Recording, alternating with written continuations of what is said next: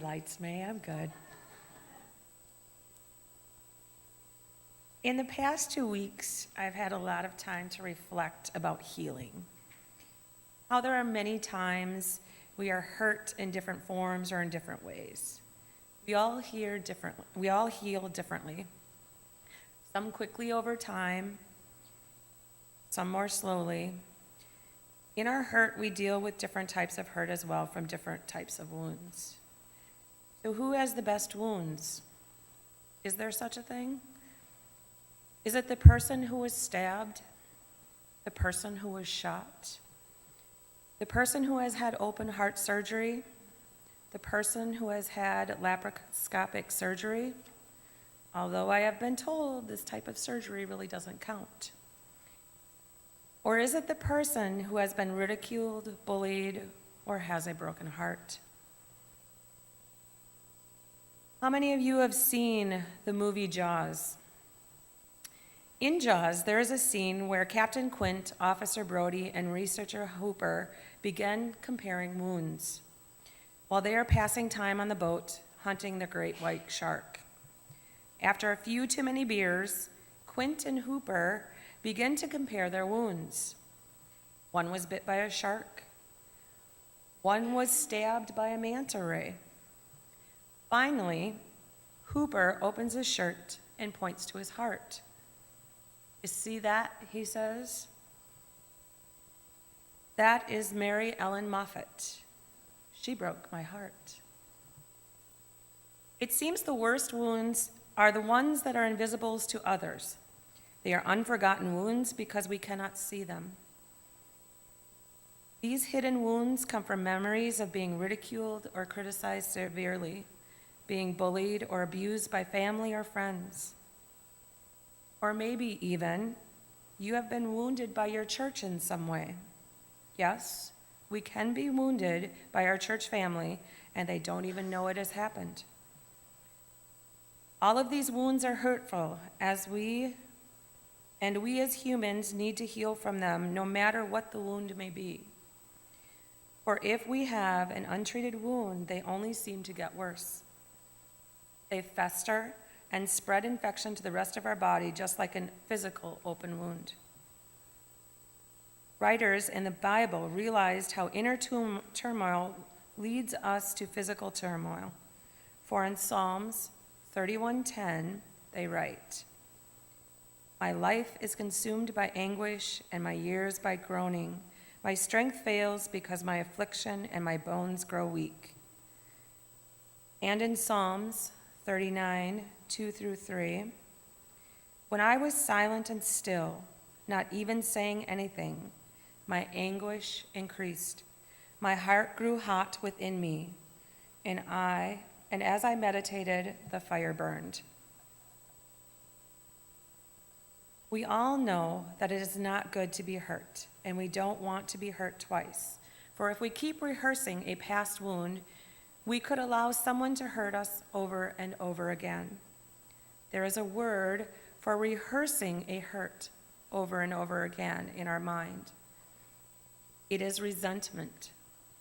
That literally means to cut again. So every time we nurse an old wound, we are cutting ourselves again.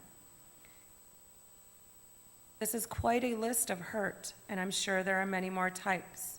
But when we hurt, those hurts need to be healed for us to become healthy. We know that our God, a healing God, for one of his names in the Old Testament is Jehovah Rapha, the Lord who heals you.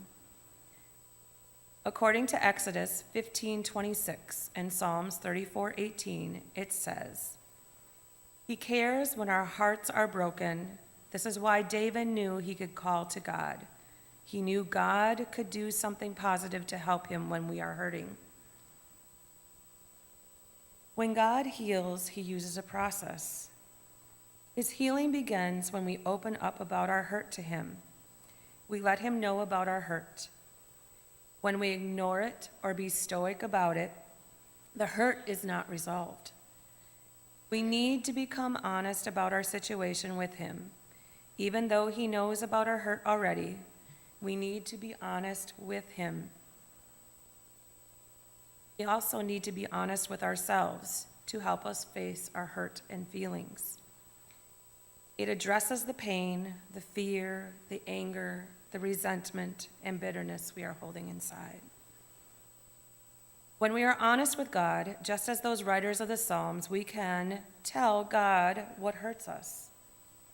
Sometimes in the Psalms, emotions get pretty raw with cries for vengeance. It is acceptable to vent everything to God, as long as we are putting our hurt in His hands. We need to be honest with God, the one we can trust, and it can be helpful to share our hurt with others as well. Someone who is flesh and blood, who can respond to our situation, can make a difference. To be honest, sometimes when we are talking to God, it is like we are talking to ourselves. We have to believe God is there with us to help us get through the hurt. To heal, we must release those who have hurt us. We need to give up the fantasies of vengeance. When we need to move on. That is something we need to leave to God, which is in the Psalm, right? Sorry. That is something we need to leave to God, which is what the Psalm writers were doing. We cannot focus on getting over the hurt if we are focused on getting even. Forgiveness is the key to healing. Several years ago, there was a Time magazine article that was published entitled, "Should All Be Forgiven?" The article headline stated, "Giving up that grudge can be good for your health. Researchers are pioneering a new science of redemption based on an old form of grace." These scientists are finally proving what Jesus taught over 2,000 years ago. You cannot hold on to a hidden hurt and enjoy life. Let it go. The Apostle Paul also recognized this truth, for in Romans 12:17 and 19, he writes, "Never repay anyone evil for evil. Do not take revenge, my friends, but leave room for God's wrath, for it is written, 'It is mine to avenge. I will repay,' says the Lord." In other words, we should trust God to balance the books. God knows what's happening in our lives. He knows our hurt. We can either spend the rest of our lives hurting inside while we try to even the score, or we can trust God to take care of the hurt. Jesus is the best example of this, as he was betrayed and abandoned by his friends. He was faced with the epitome of injustice, yet he did not retaliate, but left his fate in his Father's hands. We must break the chain of bitterness. Forgive those that hurt us. Let our Father take our hurt from us. Replace those hurtful memories with God's truths. We know that hurt from our childhood can stay with us a long time, whether it was being called a name, being criticized by an adult, abused, bullied, or even had a failure that caused us to hurt. All this garbage from our past can form a script we can follow for years. We should replace this old script with God's new truths about who we are. In Romans 12:2, it says, "Do not conform any longer to the pattern of this world, but be transformed by the renewing of your mind." Christians should think about themselves in a new way. You are not what the world says you are. You are what our loving God says we are.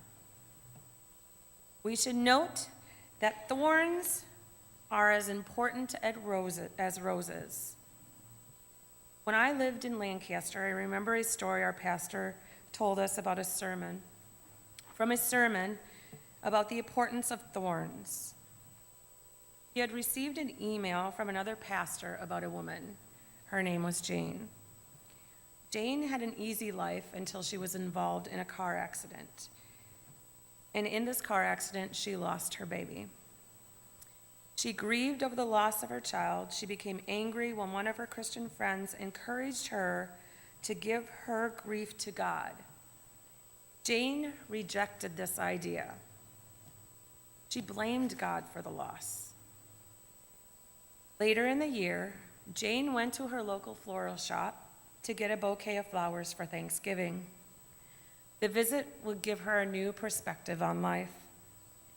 When Jane went to the shop, the clerk asked her if she would like something beautiful but ordinary, or the Thanksgiving special. Just then, another customer walked in for her order. The clerk handed her an arrangement of long-stemmed, thorny roses with the rosebuds snipped off.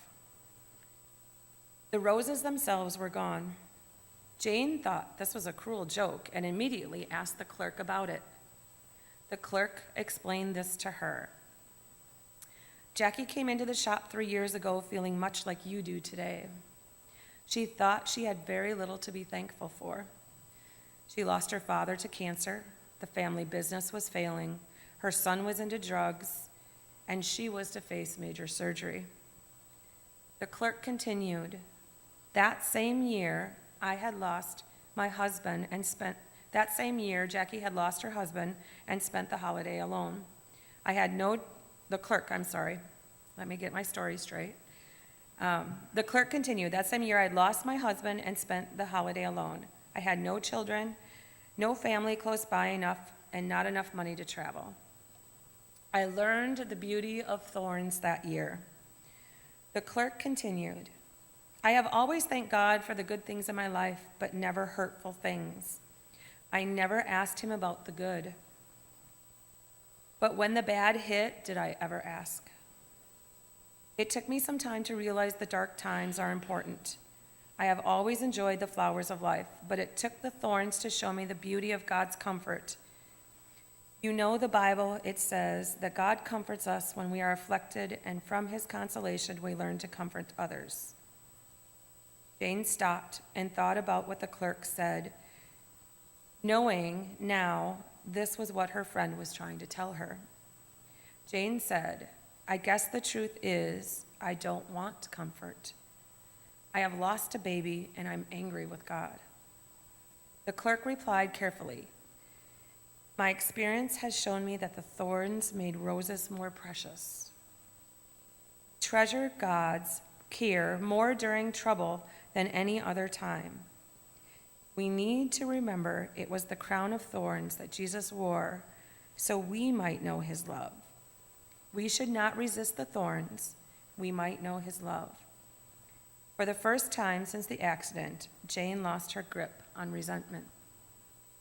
As she stood there crying, she asked the clerk for 12 of those long-stemmed thorns, please.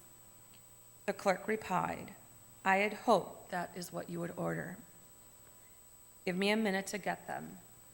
When the clerk returned, Jane asked the clerk, with tears in her eyes, what do I owe you? The clerk replied, nothing. Nothing but a promise to let God heal your heart. When we refocus from the past to the future, we are able to heal hurt. Paul gave us this advice in Philippians 3:13 through 14. Forget what is behind, strain toward what is ahead, press on towards the heavenly goal. Hurt can control us if we let us.